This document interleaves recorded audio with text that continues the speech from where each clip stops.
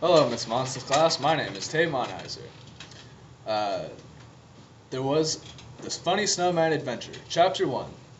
There was a funny snowman named Jeff. His friend is Bob. They have a great time in the winter. The next day, Bob was gone, and Jeff remembered he was at school. Then Jeff got some lumber, but he did not have enough for a house. He looked at a house, and they did not have enough. He went to one more house, but they did not have any lumber either. Then Bob was back looking for lumber. Asked Bob.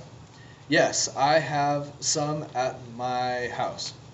Then he built a house and they lived happily ever after.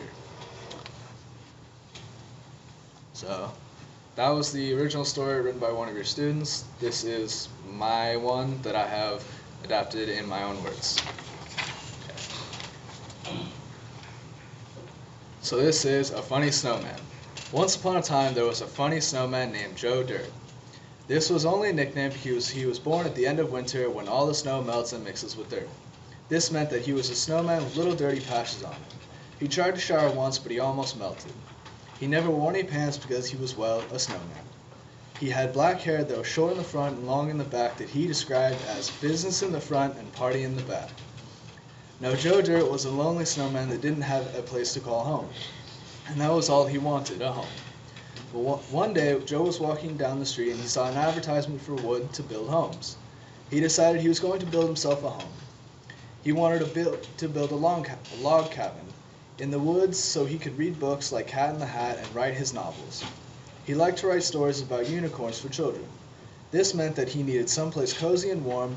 He knew that he wanted to have tall ceilings, a fireplace, and more windows that he could count. Once he had finally saved up the money to buy wood, he ventured downtown to the wood store. He found that someone had stolen all of the wood from the store. Joe wondered who could have done such a thing. Then he thought of his ex-best friend, Tommy Boy. Tommy Boy was a very tall, blond snowman who was a bit heavier set, but very strong. Joe and Tommy got into a fight a few days earlier and said some very mean things. And Tommy knew that Joe wanted to build a house out of wood. Joe thought that the only person who could have stolen all that wood could have been Tommy. Joe, after hearing that all the wood has been stolen, traveled to Tommy's house. Joe had always been very jealous of Tommy's house, and he had already built himself a log cabin.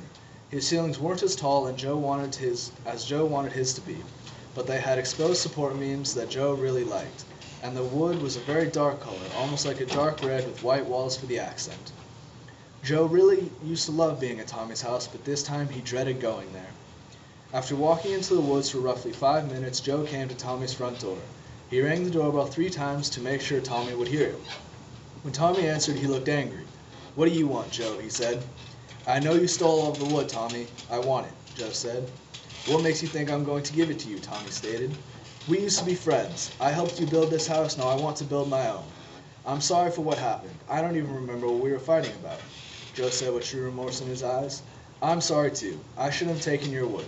Can we be friends again?" "Absolutely, I would like that," Joe said.